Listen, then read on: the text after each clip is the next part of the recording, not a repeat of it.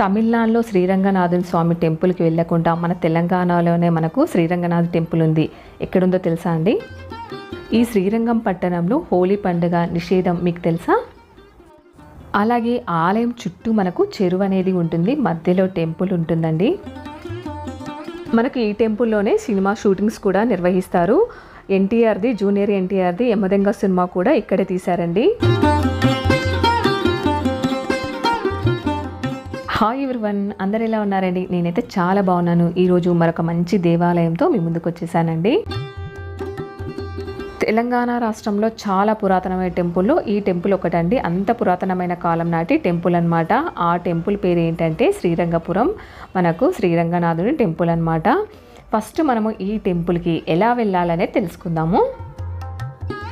మనకు పెబ్బేరు నుంచి వచ్చేసి 10 కిలోమీటర్ల దూరం అనేది ఉంటుందండి. వనపర్తి నుంచి 25 కిలోమీటర్ల దూరం అనేది ఉంటుంది. హైదరాబాద్ నుంచి వచ్చేసి మనకు 160 కిలోమీటర్ల దూరం అనేది ఉంటుందండి. హైదరాబాద్ నుంచి బెంగళూరుకి వెళ్ళే హైవే రోడ్డు పైన వచ్చే పెబ్బేరు నుండి మనకు 10 కిలోమీటర్ల దూరం ఉంటుంది. కాబట్టి ఇక్కడి నుంచి మనము బస్సు కానీ ఆటో కానీ పట్టుకొని అక్కడికి అనేది చేరుకోవచ్చు. ఇప్పుడు మనము దర్శించబోయే దేవాలయం వచ్చేసి వనపర్తి సమస్తాధీశుల చేత నిర్మించబడినదండి. మనకు బస్సులు మనకు టెంపుల్ దగ్గర వెళ్ళవండి. మనము బస్ స్టాండ్లో దిగేసి మనకు ఆటోలు కానీ ఏవైనా చిన్న వెహికల్స్ పట్టేసుకొని టెంపుల్ దగ్గరకు అనేది వెళ్ళాలి. ఇప్పుడు మనము టెంపుల్ దగ్గరకు వచ్చేసామండి. ఇదేనమాట శ్రీరంగనాథ స్వామి టెంపుల్ అనమాట. చాలా పెద్దగా ఉంటుందండి. స్వామివారికి సంబంధించిన రథం అయితే ఫస్ట్ వస్తుందన్నమాట. స్వామివారి రథం తర్వాత ఇప్పుడు మనం చూస్తున్నదే ఇదేనండి శ్రీరంగనాథుని టెంపుల్ అనమాట. చాలామంది శ్రీరంగనాథుని దర్శనం చేసుకోవడానికి తమిళనాడు వెళ్తారు కదండి. తమిళనాడు వెళ్ళకుండా మన రాష్ట్రంలోనే తెలంగాణలోని మనకు శ్రీరంగనాథుని టెంపుల్ ఉందండి. అదేనండి ఈ టెంపుల్. మనకు తమిళనాడులో స్వామి ఎలా ఉంటారో సేమ్ అదే విధంగా ఇక్కడ మనకు స్వామివారు దర్శనం అనేది ఇస్తారండి. మనకు గాలి గోపురం ఎదురుగానే ఇలా పెద్దగా ధ్వజస్తంభం అనేది దర్శనమిస్తుంది. చూడండి, రాతితో ఉన్నది ధ్వజస్తంభము, చాలా పెద్దగా ఉంటుంది. మనకు దానికి ఎదురుగానే ఇది గోపురం అన్నమాట. గాలి గోపురం చూసారా అండి ఎంత పెద్దగా ఉందో. ఈ గాలి గోపురం వచ్చేసి 5 అంతస్తులతో ఉందండి. 60 అడుగులు ఎత్తు వచ్చేసి 20 అడుగుల ద్వారం అనేది నిర్మించారనమాట. మనం ఈ గాలి గోపురం మీద గమనిస్తే రామాయణము, అలాగే క్షీరసాగర మతనాంతరము, అలాగే శ్రీకృష్ణుని జీవిత చరిత్ర, అలాగే ఉగ్ర నరసింహ అవతారాలు, లక్ష్మీదేవి, సరస్వతి దేవతామూర్తుల విగ్రహాలు అందంగా చెక్కి ఉంచారండి. మీరు కూడా గమనించవచ్చు. మనకు ఫస్ట్ అంతస్తు మీద క్షీరసాగర మథనం ఎలా చేస్తారో ఆ పిక్చర్స్ అన్నీ మనం ఇక్కడ చూడవచ్చు అన్నమాట. శ్రీరాముడి పట్టాభిషేకము సన్నివేశాలు, చిత్రాలన్నీ కూడా మనకు ఈ దేవాలయం మీద కనువిందు చేస్తాయండి. గాలిగోపురం చూసాం కదండి. ఇప్పుడు మనము లోపలికి వెళ్ళి ఎలా ఉందనేది కూడా చూద్దాము. మనము లోపలికి వెళ్ళే దారిలో మనకు దశావతారాలు కూడా మనకి ఇక్కడ దర్శనం అనేది ఇస్తాయండి. లోపలికి వెళ్ళే దారిలో మనకు మొత్తం రాతితోనే చెక్కారు. చూడండి ఎంత అందంగా ఉన్నాయో శిల్పాలు. ఇక్కడ మనకు శ్రీరామచంద్రమూర్తి దర్శనం ఇస్తారు. ఈ పిక్చర్స్ మొత్తం మనకు రాతి మీదనే ఉన్నాయండి. ఎటువంటి సిమెంట్ అనేది వాడకోకుండా మొత్తం ఇలా రాతి మీదనే చెక్కారు. ఎంత అందంగా చెక్కారో కదండి ఆనాటి కళాకారులు. ఇవేమో మనకు దశావతారాలు మీరు ఇక్కడ గమనించవచ్చు. రామావతారము, కృష్ణ అవతారము, నరసింహ అవతారము, అలాగే మత్స్య అవతారము, వరాహ అవతారము, ఇలా అవతారాలన్నీ ఉన్నాయండి ఫొటోస్ ఇక్కడ. గాలిగోపురం లోపలికి వెళ్ళే దారిలోనే అండి ఈ పిక్చర్స్ అన్నీ కూడా. ఇదేమో ద్వారం అన్నమాట. చూడండి ఎంత పెద్ద పెద్దగా ఉన్నాయో తలుపులైతే. ఈ టెంపుల్ అయితే చాలా బ్యూటిఫుల్గా ఉంటుందండి. ఎందుకంటే ఇది మొత్తం ఇటుక, సిమెంటు అటువంటివి ఏంటివి వాడకోకుండా ఈ టెంపుల్ అనేది నిర్మించారు. మొత్తం రాతితోనే ఉంటుందండి. చూస్తున్నారు కదా, మొత్తం రాతి కట్టడమే ఇదంతా. మళ్ళీ రాతి మీద అందంగా చెక్కిన శిల్పాలు అయితే మనకు దర్శనం అయితే ఇస్తాయండి. లోపల మళ్ళీ మనకు గ్రీనరీగా చాలా బ్యూటిఫుల్గా ఉంటుంది వాతావరణము. మనకు లోపల గర్భగుడిలో ఏ విధంగా ఉంటారో ఇక్కడ కూడా మనకు అదే విధంగా ఇక్కడ దర్శనం అనేది ఇస్తారండి. ఈ టెంపుల్లో స్వామివారు ఇలా దర్శనం అనేది ఇస్తారు. మనకు ఈ శ్రీరంగనాథుని టెంపుల్ దగ్గరనే చాలా తెలుగు సినిమాలు షూటింగ్స్ కూడా నిర్వహిస్తారండి. లోపలికి వెళ్ళేసి ఎలా ఉందో టెంపుల్ చూసేద్దామండి. ఇలా మొత్తం మనకు గ్రీనరీగా ఉంటుందండి లోపల. ఈ మధ్యకాలంలో సినిమా హీరో సిద్ధార్థ పెళ్లి చేసుకున్నాడు మళ్ళీ అని అన్నారు కదా, ఇదే టెంపుల్ అండి. మేము ఇది రెండోసారి రావడము. ఫస్ట్ టైము పోయిన సంవత్సరం వెళ్ళాము, మళ్ళీ రెండోసారి మా అత్తగారి ఊరికి వెళ్తే మొన్న హాలిడేస్లో మళ్ళీ వెళ్ళామన్నమాట. మాది నాగర్ కర్నూలు అండి అత్త వాళ్ళ ఊరు, మాకు దగ్గర అనమాట ఈ టెంపుల్. ఇంకా మళ్ళీ ఒకసారి వెళ్దామనేసి వెళ్ళాము.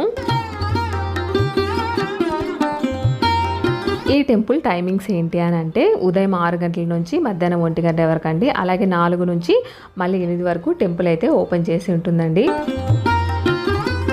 ఇదేనండి టెంపుల్. శ్రీరంగనాథుడు ఇక్కడే మనకు దర్శనం అనేది ఇస్తాడు. మొత్తం ఇలా గ్రీనరీగా ఉంటుంది. మనకు అటు సైడ్ మీరు గమనిస్తే మనకు వాటర్ అనేది ఉంటుందండి. చూసారా, టెంపుల్ పక్కకి ఇది వాటర్ అనేది ఉన్నాయి. మధ్యలో మనకి ఇక్కడ ఒక కోట కూడా నిర్మించారు.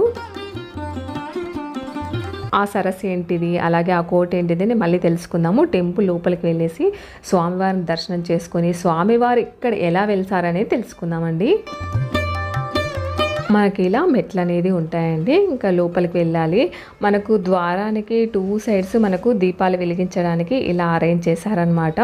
మనకు పెద్ద ద్వారమే ఉంది. ఇక్కడ కూడా గాలి గోపురం మనకు 3 అంతస్తులు అనేది ఉన్నాయండి. దాని మీద కూడా మనకు పురాణాలకి సంబంధించిన పిక్చర్స్ అయితే ఉన్నాయండి. అలాగే టెంపుల్ లోపల వాతావరణం మొత్తం ఒకసారి చూపిస్తా చూడండి. ఎంత గ్రీనరీగా ఎంత బ్యూటిఫుల్గా ఉందో. కూర్చోవడానికి కూడా మనకు ఇక్కడ కొన్ని అరుగుల్లాగా అంటే రాతితో చెక్కినవి బెంచ్లాగా వేశారనమాట. నది అనేది ఉందండి. మనకు టెంపుల్ వచ్చేసి చుట్టూ మనకు ఇలా నది అనేది ఉంటుందండి. మనకు టెంపుల్ వచ్చేసి మధ్యలో ఉంటుంది, ఒక సైడ్ అనేది ఉంటుంది. మనకు వెనక సైడ్ మొత్తం టెంపుల్ వెనక సైడ్ మొత్తం వాటర్ అనేది ఉంటాయి, అది కూడా చూపిస్తాను. ఇప్పుడైతే మనం ఫస్ట్ లోపల దర్శనానికి అనేది వెళ్దాము. నాకు ఈ టెంపుల్ చూస్తే మనకు శ్రీకాళహస్తిలో ఎలా ఉందో సేమ్ అదే విధంగా అనిపించిందండి. మొత్తం రాతి కట్టడమే. మేము అభిషేకానికి టికెట్ అయితే తీసుకున్నాము. అభిషేకానికి టికెట్ వచ్చేసి 20 రూపీస్ అనేది తీసుకున్నానండి, చాలా తక్కువ. కొబ్బరికాయలు ఇక్కడ కొట్టద్దు, బయట కొట్టమని ఇక్కడైతే బోర్డు రాశారు. ఇక్కడ కూడా ఒక ధ్వజస్తంభం అయితే ఉందండి. చూసారా, పైన మొత్తం రాతి కట్టడమే. స్వామివారిని దర్శనం చేసుకునే ముందు ప్రదర్శనలు చేద్దామండి.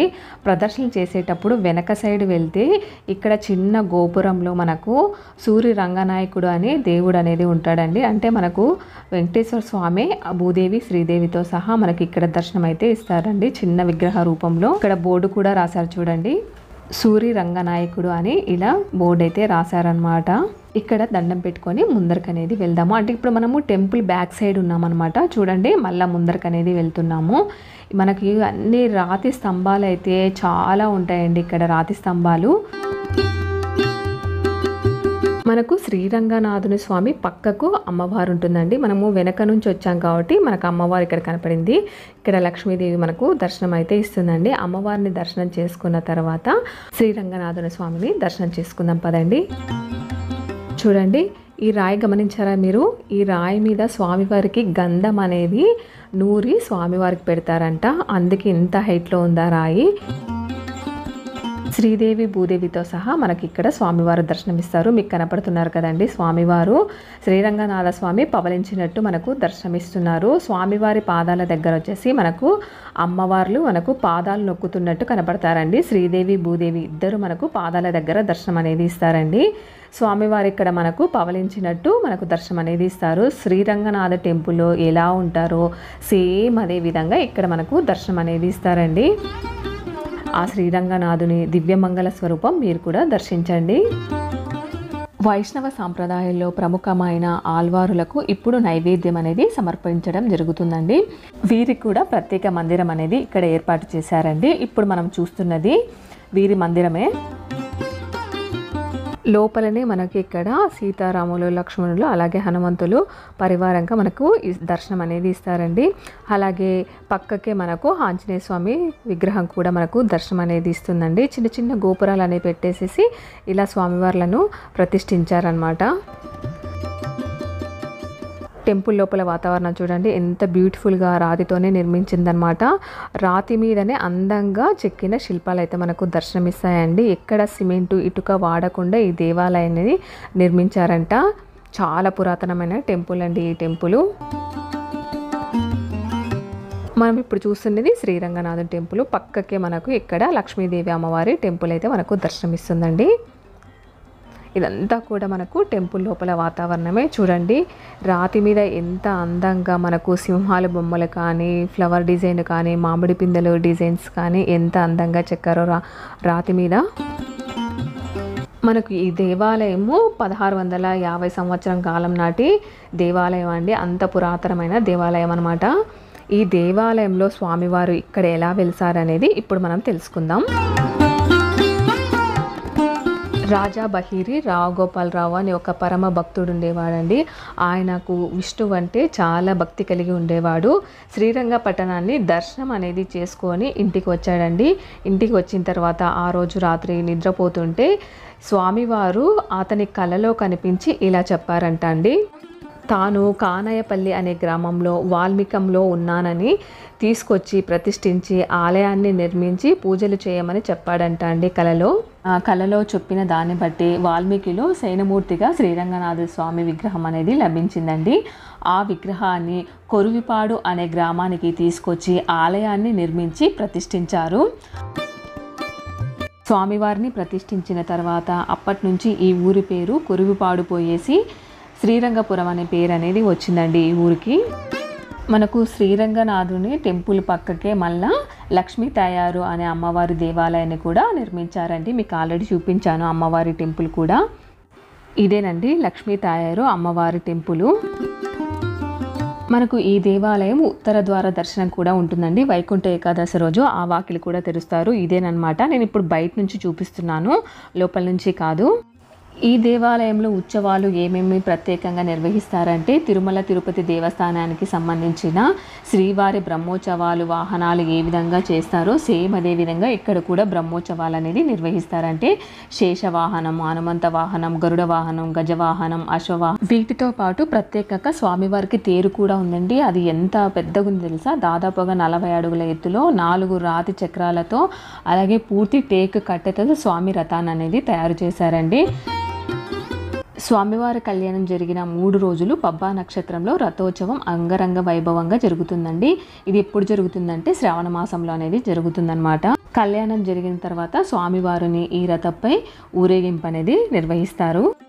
అలాగే ప్రతి సంవత్సరం ఆలయంలో 3 పండుగలు అనేది ఘనంగా జరుగుతాయండి. ఒకటి కోటాయి ఉత్సవాలు సంక్రాంతి పండుగప్పుడు జరుగుతుంది. మార్చిలో రథోత్సవం మీకు చెప్పాను కదా, కళ్యాణం అనేది జరుగుతుందండి. అలాగే శ్రావణ మాసం ప్రత్యేకంగా ఇక్కడ పూజలు అనేది నిర్వహిస్తారు. మీకు స్టార్టింగ్లో చెప్పాను కదా అండి, ఈ ఊర్లో హోలీ పండుగ అనేది జరుపుకోరు అనేది. ఎందుకు జరుపుకోరు, మళ్ళీ ఎప్పుడు జరుపుకుంటారని కూడా తెలుసుకుందాము. ఎందుకంటే బ్రహ్మోత్సవాలలో భాగంగా స్వామివారు కంకణబద్ధుడై ఉంటాడండి. కాబట్టి కామదహనం అంటే హోలీ పండుగ అనేది నిషేధము. అందుకే ప్రతి ఏటా దేశమంతా హోలీ పండుగ జరుపుకున్న తర్వాత మరుసటి రోజు శ్రీరంగపురం పట్టణంలో ప్రజలందరూ హోలీ పండుగ అనేది జరుపుకుంటారండి. అంటే మరుసటి రోజు హోలీ పండుగ అనేది జరుపుకుంటారు. మనకు హోలీ పండుగ రోజే రథోత్సవం కాబట్టి అందుకనే ఆ రోజు జరుపుకోకుండా మళ్ళీ మరుసటి రోజు అనేది హోలీ పండుగ అనేది జరుపుకుంటారండి ఇక్కడ ప్రజలు. మనకు తమిళనాడులో శ్రీరంగపట్టణంలో మనకు కావేరీ నది ఎలాగుంటుందో శ్రీరంగపురంలో కూడా మనకు శ్రీరంగనాథుని ఆలయం దగ్గర చుట్టూ మనకు నది అనేది ఉంటుందండి. ఇది మనకు ఎవరు తవ్వించారు అంటే రాణి రుద్రమదేవి ఈ ఆలయం చుట్టూ సముద్రాన్ని అనేది తవ్వించారండి. మనము ఈ నది మధ్యలో కనిపిస్తే ఒక భవనం అనేది కనపడుతుందండి నీటి మధ్యలో. ఎందుకు కట్టించారు అంటే నీటి మధ్యలో సేద తీరడానికి కృష్ణ విలాస్ అనే భవనాన్ని కూడా కట్టారనమాట. చూసారు కదండి, చుట్టూ నీళ్ళున్నాయి, మధ్యలో మనకి ఇక్కడ ఒకటి భవనం అనేది ఉంది.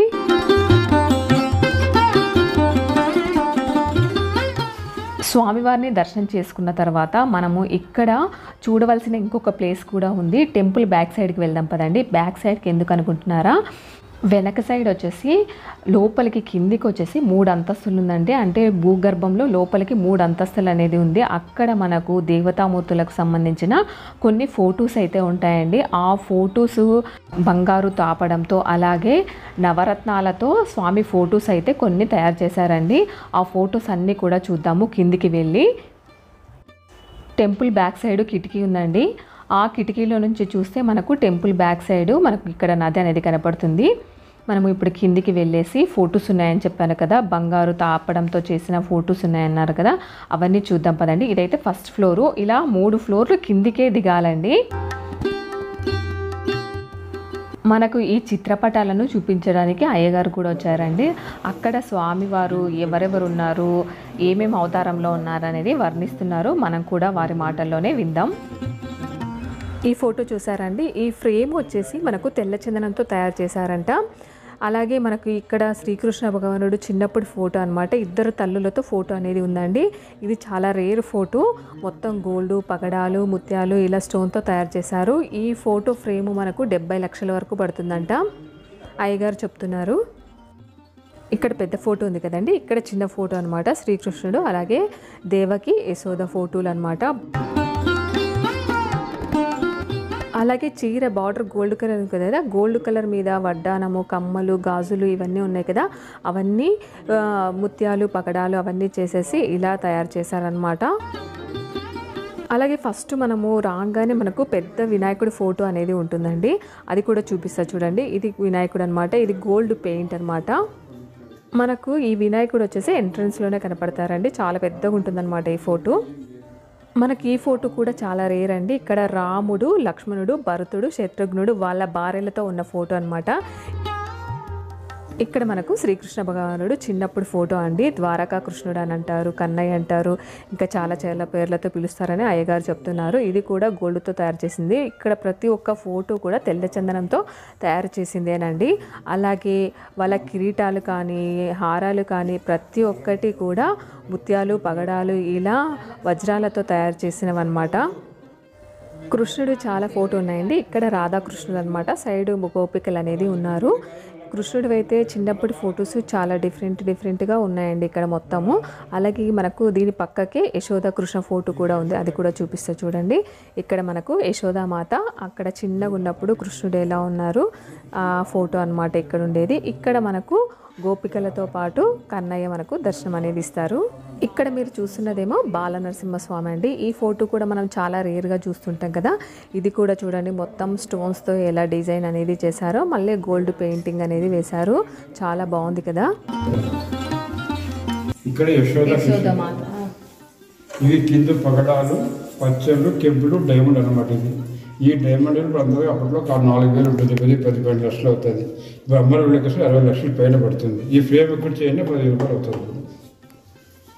ఇక్కడ రాధాకృష్ణుడు, ఇక్కడ బృందావన కృష్ణుడు అంటే గోపికా కృష్ణుడు ఉంటాయి. ఇక్కడ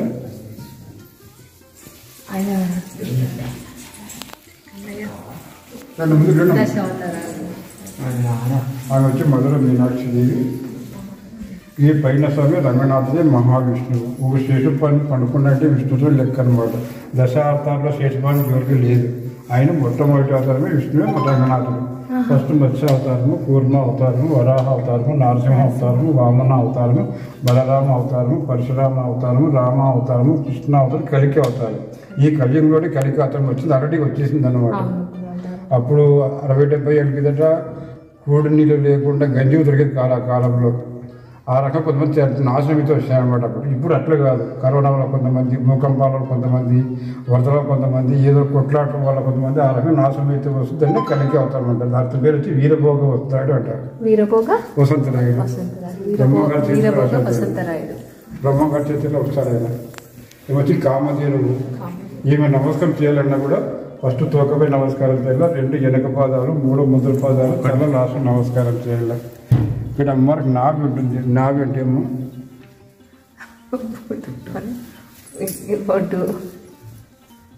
బొడ్డు, నాభి అంటే బొడ్డు అనమాట. ఇక్కడ నాభి సరిగా ఇటు శనేశ్వరుడు, ఈ పక్క లక్ష్మీదేవి ఉంటుంది. నాభి సరిగా బ్రహ్మదేవి ఉంటుంది. అందువల్ల లక్ష్మీదేవి ఈ పక్క ఉంటుంది. ఇక్కడికి నమస్కారం చేస్తే గోడు. ఈయన శనేశ్వరుడు అనమాట. ఈయన శనేశ్వరుడు. ఇక్కడ లక్ష్మీదేవి, ఈయన శనేశ్వరుడు. ఇక్కడ గణపతి మీరున్నాడు చూడండి. ఇక్కడ ఆయన శనేశ్వరుడు. ప్రతిరోజు చేస్తూనే గోగు నమస్కారం చేసుకుంటే ఏ దేవాలయ పని పని ఉండదు. పంచమికి ఆయన స్వామి.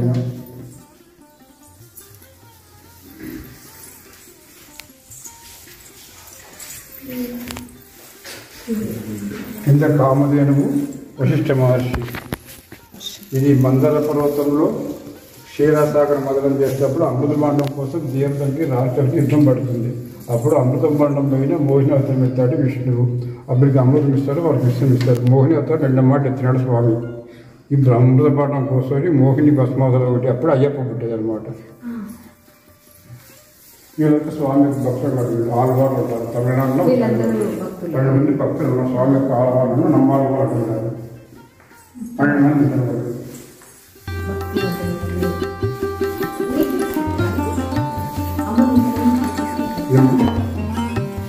ఈయన ఉగ్ర నరసింహస్వామి. ఉగ్రం అంటే కోపం.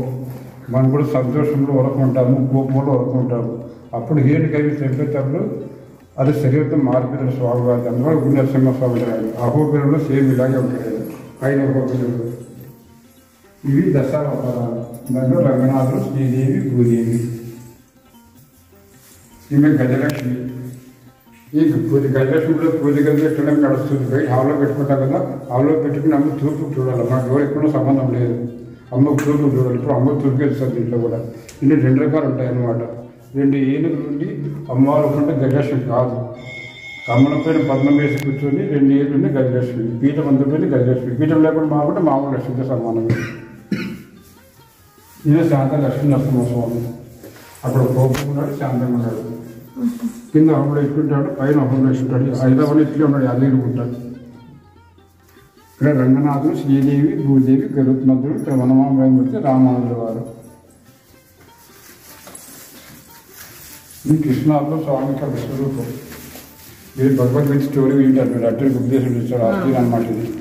ఆ కురుక్షేత్ర ఈ సైన్యాన్ని చూసి అర్జునుడు యుద్ధం చేయకుండా బయటికి పోతాడు. అప్పుడు విశ్వరూపం చూపిస్తూ అప్పా నీది ఏం లేదు, నా దేవుని ఎప్పుడో చెప్పి అర్జునుడిని కృష్ణుడు యుద్ధాన్ని పంపిస్తాడు. కింద అర్జునుడు కూడా ఉన్నాడు. ఇక్కడ బ్రహ్మదేవుడు ఉన్నాడు. ఇక్కడ చేతుల మీద కూడా దశావతారాలు కదా, అది దశావతారాలు. చేతుల మీద చూడు విశ్వరూపం అన్నమాట అంతా. చెప్పండి. ఇక్కడ బ్రహ్మదేవుడు. ఈయన గోదాదేవి, స్వామి భక్తురాలు. ఆ తర్వాతనే ప్రియురాలు.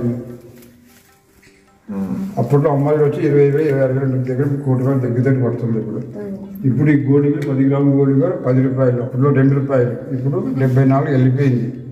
ఈ రౌండ్ కెంపు దగ్గర కెంపు వచ్చి అప్పుడు 1.5 రూపాయలు ఉంటుంది. ఇప్పుడు వచ్చి 10,000 పడుతుంది. ఇప్పుడు ఒక కెంపు వచ్చి ఇక్కడ రంగనాథుడు, శ్రీదేవి, భూదేవి, ఇక్కడ ఆలవాళ్ళు ఉంటారు. ఇంకా గోదాదేవి, రాముడు, మనం అంతా గోడే. అంతా గోడే. ఇది అన్ని మిషన్ గోడు ఉంది.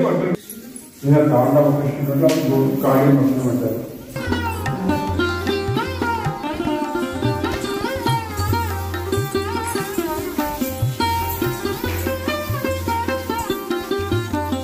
ఈ పిక్చర్ ఎక్కడ చూసిండారు. ఇక్కడ గోపికలు, ఇక్కడ గోపికలు, యశోద, కృష్ణుడు.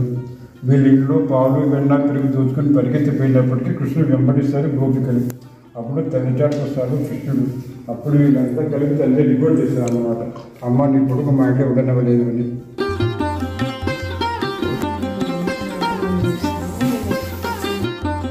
శ్రీకృష్ణ భగవాన్ ఫోటోలు అయితే చాలానే చూసింటామండి, చాలా చోట్ల. కానీ ఇక్కడ చూసినటువంటి ఫొటోస్ అయితే వేరెక్కడ నేనైతే చూడలేదు. మీరు చూసారా అండి? చూస్తే కామెంట్ చేయండి. ఇప్పుడు చూసినవన్నీ ఫొటోస్ వచ్చేసి ఫస్ట్ ఫ్లోర్లో అండి. ఇంకా సెకండ్ ఉంది కిందికి, థర్డ్ ఇంకొకటి ఉందన్నమాట. ఇప్పుడు 2వ ఫ్లోర్ కిందికి వెళ్తున్నాము. అంటే భూగర్భంలో కిందికి ఉన్నాయన్నమాట ఇవి మెట్లు. ఈ ఫొటోస్ అన్నీ బంగారుతోనూ నవరత్నాలతో చేశారండి ఈ ఫొటోస్ మొత్తము.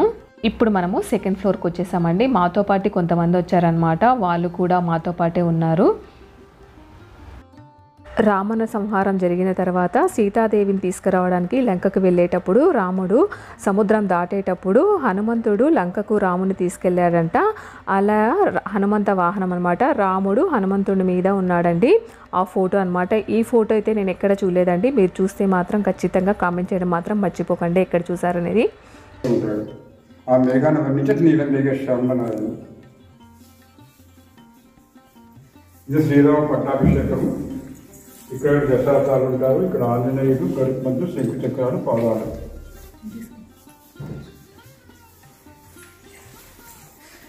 నేను లక్ష్మీనారాయణుడు. ఇట్లా ఫోటో మీట్లో పెట్టుకున్నారా? ఇప్పుడు మీరు చూస్తున్నది లక్ష్మీనారాయణుల ఫోటో అండి. మనకు పడగ మీద అంటే పాము మీద కూర్చొని ఉన్నారనమాట. పైన పడగ ఉంది. ఇలాంటి ఫోటో లక్ష్మీనారాయణుల ఫోటో ఇంట్లో పెట్టుకోకూడదంట. పెట్టుకుంటే మాత్రము నిత్యము పూజ నైవేద్యం అనేది కంపల్సరీగా ఉండాలని చెప్తున్నారు అయ్యగారు. ఎందుకంటే ఆడవాళ్ళ ప్రాబ్లమ్స్ ఉంటే ఒక్కొక్కసారి పూజ చేయకోకుండా ఉంటారు. అలాంటప్పుడు ఏమన్నా ఇబ్బంది అవుతుంది. అందుకనే ఇలాంటి ఫోటో ఉంటే మాత్రం ఇంట్లో పెట్టుకోకండి అని అయ్యగారు చెప్తున్నారు. ఆయన పెట్టుకుని మనం పూజించే రాముడు కృష్ణుడు నరసింహస్వామి వెంకటేశ్వర స్వామి ఇతన్ని ఎవరిని పూజించాడు. అందరూ పెట్టుకుని పూజ చేయడమాట.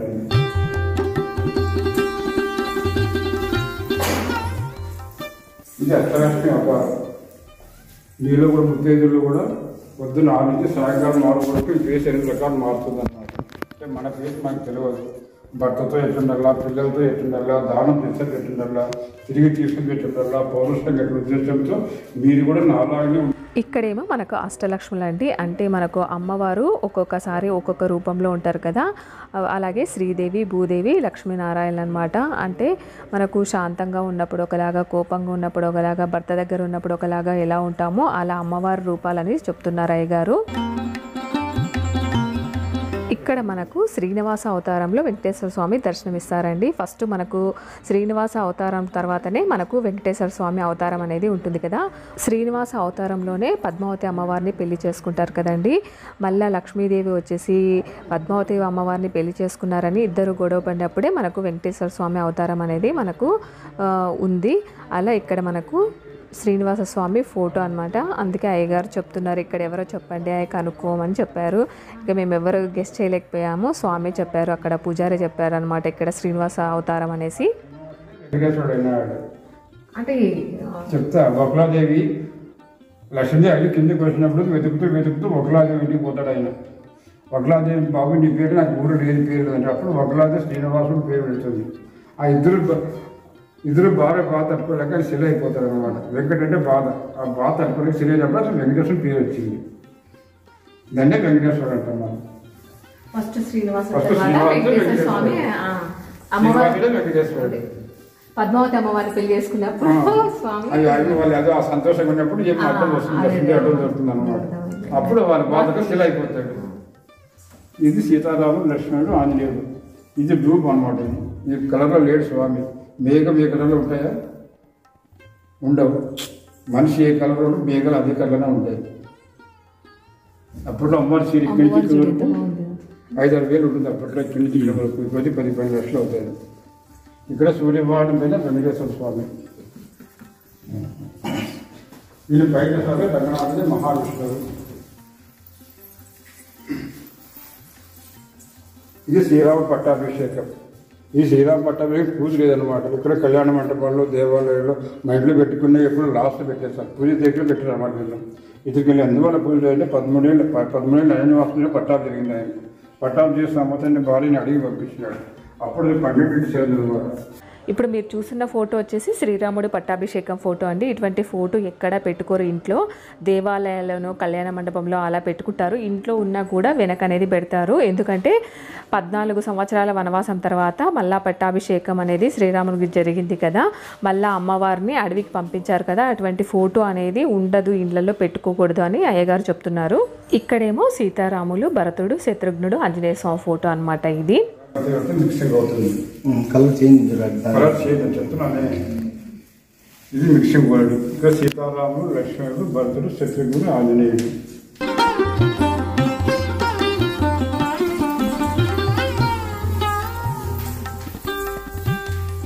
ఇది సీతా స్వయంవరం. ఇప్పుడు మీరు చూస్తున్న ఫోటో ఏంటో తెలుసా అండి? సీతారాముల స్వయంవరం ఫోటో అనమాట. అయ్యగారు ఫోటో చూపించిన తర్వాత మా పాపని నీ పెళ్ళికి పిలుస్తావా అమ్మ అని అడిగారండి. అయ్యగారు అలా అంటున్నందుకు మీరు ఏమనుకోకండి అమ్మ, మాకు ఆడపిల్లలు లేరు, ఆడపిల్లలు అంటే చాలా ఇష్టము, మీరు వాళ్ళ అపార్థం చేసుకోవద్దు అని చెప్తున్నారు. అలా ఏం లేదు అయ్యగారు, మీరు మా మామ వయసు ఉన్న వాళ్ళు అని చెప్పానండి. సెకండ్ ఫ్లోర్ కంప్లీట్ అయిపోయిందండి. థర్డ్ ఫ్లోర్కి కిందికి వెళ్తున్నాము. అక్కడ కూడా కొన్ని ఫొటోస్ అయితే ఉన్నాయి, అవి కూడా చూద్దాము. థర్డ్ ఫ్లోర్లో కూడా కొన్ని ఫొటోస్ ఉన్నాయని చెప్పాను కదా, అవి కూడా చూద్దాము. చూడండి ఎంత నీట్గా ఉందో. మనకి ఇక్కడ ప్రతి ఫ్లోర్లోనూ సీసీ కెమెరాలు అయితే ఉంటాయండి. ఇప్పుడు ఇక్కడ ఏమేమి ఫొటోస్ ఉన్నాయనేది కూడా చూద్దాం. ఇక్కడ మనకు శివపార్వతుల కళ్యాణం ఫోటో ఉంటుందండి. అంటే మధుర మీనాక్షి అమ్మవారు, అలాగే ఇక్కడ మనకు సుందరేశ్వరుడు రూపంలో మనకు శివుడు అనేది ఉంటాడు. ఇక్కడ శ్రీమన్నారాయణుడు వీళ్ళ కళ్యాణం జరిపిస్తున్నట్టు ఈ ఫోటో అనేది ఉందండి. అంటే ఇది శివపార్వతుల కళ్యాణం ఫోటో అనమాట. ఈ ఫోటో పక్కకే ఇక్కడ నటరాజస్వామి ఫోటో అనేది ఉందండి. ఈ ఫోటో చూసిన తర్వాత మా పాపని నిలబడేసి ఇలా స్వామివారు ఎలా నిలబడ్డారో అలా నిలబడమని చెప్పారు. మా పాప ఏమో కొంచెం సిగ్గుపడుతుంది. ఇంకా నేను చెప్పాను, అయ్యగారు మా పాప కూడా క్లాసికల్ డ్యాన్సరు, ఇక్కడికి వచ్చిన తర్వాతనే మీరు ఫోటో ఇలా పోజ్ పెట్టమని అన్నారు అని చెప్పాను. ఇంకా మా పాప స్వామివారు అంటే నటరాజ స్వామి ఎలా ఉన్నారో అలా పోజ్ అనేది పెట్టిందండి. ఇంకా ఫొటోస్ అయితే తీసేసుకున్నాము. ఇలా మాతో పాటు ఇంకొక ఫ్యామిలీ వచ్చిందండి. ఈ అమ్మాయిని కూడా ఇంకా స్వామి ఎలా ఉన్నారో అలా పెట్టమని అంటున్నారు. ఈ అమ్మాయికి అలా పెట్టడం రాలేదు. ఇంకా మా పాప ఎలా పెట్టాలో చూపించమని చెప్పారు. ఇంకా మా పాప వెళ్ళేసి ఈ విధంగా పెట్టక్క అని చెప్తుంది. ఇద్దరు కలిసేసి ఇంకా సేమ్ అలాగే నిలబడ్డారు. అయ్యగారు అయితే ప్రతి ఫోటో దగ్గర బాగా ఎక్స్ప్లెయిన్ చేశారండి.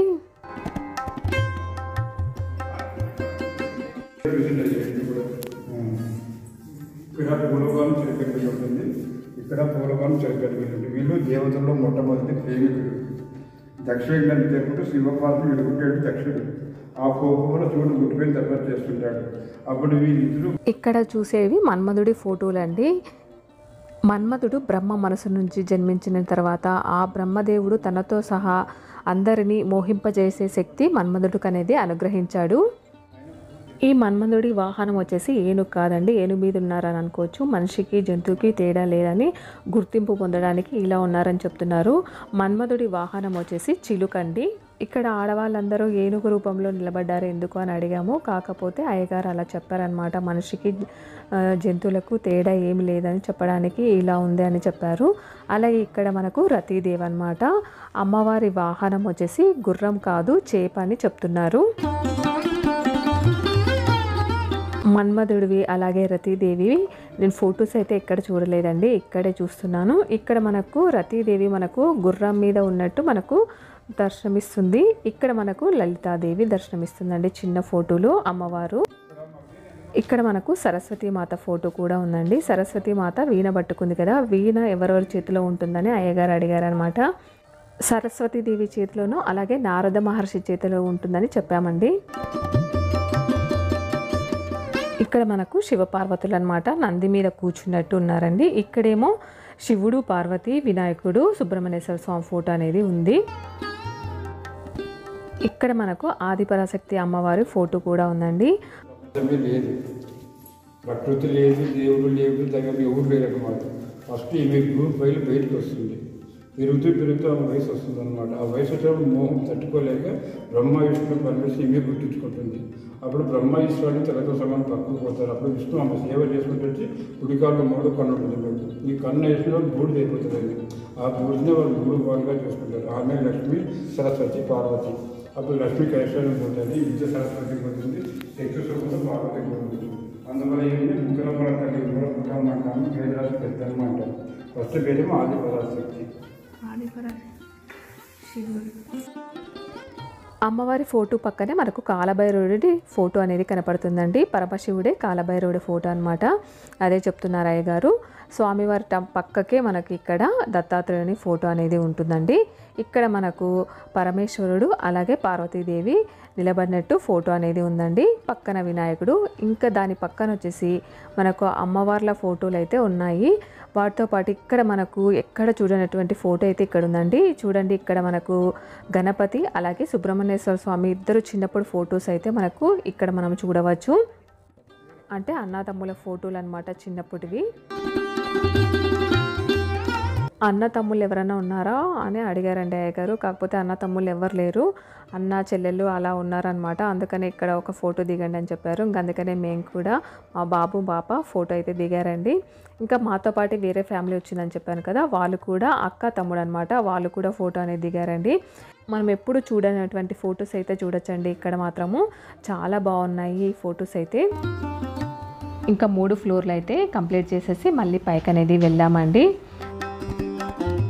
ఇక్కడ మనకు ఎప్పుడెప్పుడు ఏమేమి పూజలు జరుపుతారో, అలాగే మనకు తొలి ఏకాదశి పండుగ అయినా, వైకుంఠ ఏకాదశి పండుగ అయినా, అలాగే మనకు వరలక్ష్మి వ్రతాలు, శ్రావణ మాసాలు, ఇలా ప్రత్యేక పూజలు అనేది ఉంటాయి కదండి. అప్పుడు ఏమేమిటికి ఎంత ఖర్చు అవుతుంది, ఏమేమి జరుపుతారు అనేది ఇలా బోర్డు రూపంలో రాసి పెట్టారండి దేవాలయం లోపలనే. ఇక్కడ మనకు పనిచేసే పూజారులు, స్వామివారు ఇక్కడ ఎలా వెలిసారు, ఎప్పటి నుంచి ఈ టెంపుల్ ఉందనేది అయ్యగారి మాటల్లోనే మనం విందామండి. 1540లో స్వామి వెలిసినారు ఇక్కడ. ఆ తర్వాత దేవాలయం కట్టారు 1640 పెట్టినారు. 90 సంవత్సరాలు దేవాలయం పెట్టారు. 15వ శతాబ్దం ఎండింగ్లో కృష్ణదేవరాయ పరిపాలనలో వనపర్తి రాజా గోపాలరాజును సామంతరాజుగా ఉండేవాడు. ఆయన పెద్ద పండితుడు, కళాకోవిదుడు, అష్టాభాష బిరుదాంకితుడు. స్వామి పలకమంటే పలికేవాడు రాజుగారి దగ్గర. అతను తరచూ సముద్రంలో 3 మాసాలు కాలినడకు శ్రీరంగం పోయేవాడు. ఎందువల్ల పోయేటువంటి నీ ప్రదేశంలో ఉండే ఆలయము నా ప్రదేశంలో ఉన్న పోతూ వచ్చేవాడు. పోతూ వస్తూ కొంత అనారోగ్య కారణాల వల్ల పోవడానికి వీలు పడి రాజుగారు శ్రీరంగానికి. స్వామి ప్రతి సంవత్సరం దగ్గరికి వచ్చిపోయేవాడిని, సంవత్సరం దగ్గరికి వస్తానా లేదా అని బాధపడుతుంటే రాజుగారు స్వామి ఎవరు కళలో కనిపించి అప్పాలు నాదే సమస్య లేదు, నేనే ఒకసారి జగన్ స్వామి. ఈ రాజుగారు ఎక్కడున్నావు స్వామి అడిగినప్పుడు నీ చుట్టుపక్కల ఉన్నట్టు చెప్తాడు స్వామి.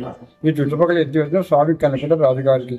ఓరోజు తెల్లవారుజామున గడిపక్ష రూపంలో వచ్చి రాజగోపురం పైనాగి అప్పాన్ని బయట వెంబర్రాజు చూపిస్తున్నప్పుడు ఆ గడిపక్షుడి పోతే రాజుని పట్టి ఇటుపోయినారు. ఇక్కడ కొత్తకోట నుంచి వనపర్తి దాంట్లో శంకరెడ్డి పనులు వస్తారు. అక్కడ ఇంత గుట్ట ఉంటే గుట్ట కింద పుట్టలో ఉన్నాయంట ఆయన. ఆ గుట్ట మీద వాళ్ళని గడిపక్షిపోయి మనం స్వామి బయట తినుకున్నప్పుడు గుణపాలు పాలతో తాగుతూ స్వామి ఎక్కడ దెబ్బలు తింటారు ఉద్దేశంతో అప్పుడు చిన్న చిన్న పల్లెలు ఉంటాయి. ఆ పల్లెని పిల్లకి గుట్ట క్లీన్ చేసినా స్వామి యొక్క గుట్ట బయటకు వస్తుంది. అప్పుడు ఆ గుట్ట పాలు నీళ్లు కలిపి స్వామికి అభిషేకం చేసిన తర్వాత గుట్టలో నుంచి ఆయన ఎంతైనా బయటకు వచ్చింట స్వామి.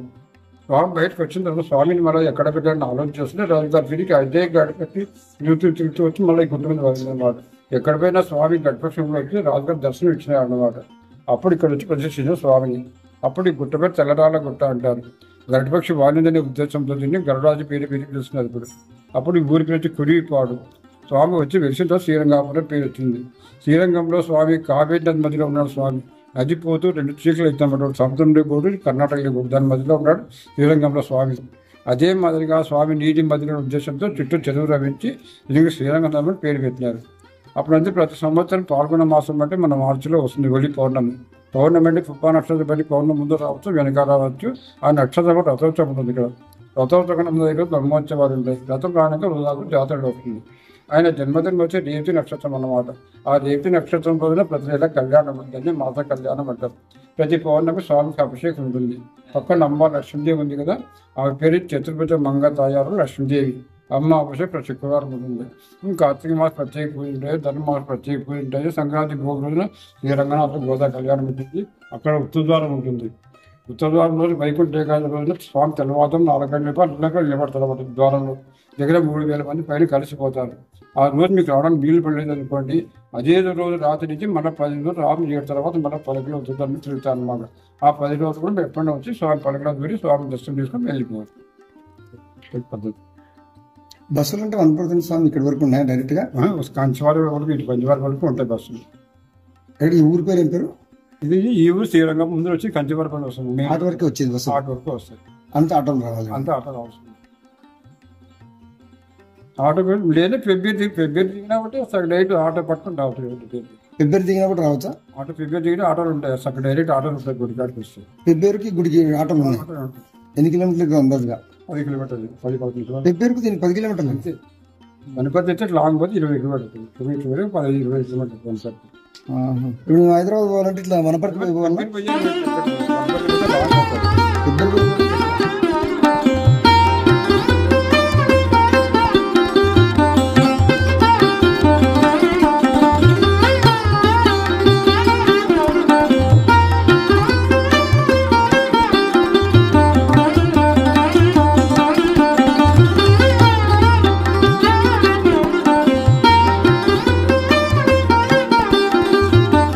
మనకు మధ్యలో స్వామి ఉంటారు, ఒక పక్క అమ్మవారు ఉంటారండి, ఇంకొక పక్క వచ్చేసి బావ్ అనేది ఉంటుందండి. ఇలా గ్రిల్స్ అనేది పెట్టారు. అలాగే మనకు నది ఉంది కదా, కిందికి వెళ్ళడానికి మనకు మెట్లు కూడా ఉన్నాయన్నమాట. ఎవ్వరు వెళ్ళకుండా ఇలా తాళం అనేది వేశారండి. గ్రిల్స్ అరేంజ్ చేసేసి తాళం వేశారనమాట. ఎంత పెద్దగా ఉంది చూడండి. తాళము, కాకపోతే ఒకదానికి తాళం వేశారు, ఇంకొక దానికి తాళం అనేది వేయలేదు. ఇది లోపల వచ్చేసి స్వామివారికి సంబంధించిన రథాలన్నీ ఇందులోనే ఉంటాయండి. ఇప్పుడు మీరు చూస్తున్నారు కదా, మొత్తం డోర్ పెట్టేసి లాక్ అనేది వేశారండి. ఎంత పెద్దగా ఉంది చూడండి తాళము.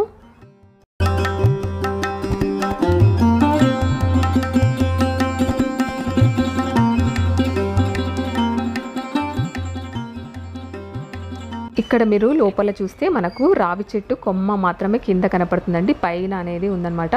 ఇది దేవాలయం లోపలనే అండి, ఒక సైడ్ అన్నమాట. ఇది కింద మాత్రం మనకు కనపడుతుంది, పైన మొత్తం చెట్టు అనేది ఉంటుంది. చూసారా, ఇదంతా దేవాలయం లోపల ప్రాంగణం అన్నమాట. దర్శనం అయితే కంప్లీట్ అయిపోయిందండి. మళ్ళీ రిటర్న్ బయటకు అనేది వచ్చేసాము. మా దర్శనం కంప్లీట్ అయిపోయిన తర్వాత బయటకు వచ్చేసామండి. బయటకు వచ్చేసి ప్రసాదం అనేది తీసేసుకున్నాము. ఇక్కడ మనకు పూజకు సంబంధించిన ఐటమ్స్ ఏవి టెంపుల్ దగ్గర దొరకవండి. మనం బయట నుంచి, అంటే మనం వచ్చేటప్పుడే ఊర్లోనే తీసుకొని రావాలన్నమాట. ఇక్కడ చూడండి, చెట్లకు ఉన్న ఫ్లవర్స్ వచ్చేసి రాలాయన్నమాట. ఎంత బ్యూటిఫుల్గా ఉన్నాయి. మా పాప బాబు ఫుల్ ఎంజాయ్ చేశారండి. అలాగే మనము ఫుడ్ ముందే ప్రిపేర్ చేసుకొని వెళ్తే మంచిదండి, ఎందుకంటే ఇక్కడ ఫుడ్ కూడా దొరకదనమాట. అందుకనే మేము ఫుడ్ కూడా ప్రిపేర్ చేసుకొని వెళ్ళాము. అక్కడే టెంపుల్ దగ్గరే కూర్చొనేసి అక్కడ భోంచేసుకొని వెళ్ళామన్నమాట. దేవస్థానం వాళ్ళైతే భోజనాలు ఇక్కడ ఏమీ పెట్టారండి. కాకపోతే మనం ముందే చెప్తే మాత్రం ఇంతమంది వస్తున్నాము, భోజనాలు కావాలని వాళ్ళు చేస్తామని కూడా చెప్తున్నారనమాట అక్కడ టెంపుల్ వాళ్ళు. చాలా బ్యూటిఫుల్గా ఉంది కదండి టెంపుల్ అయితే. ఇక్కడ అందుకేనండి చాలా సినిమా షూటింగ్స్ అయితే నిర్వహిస్తారు.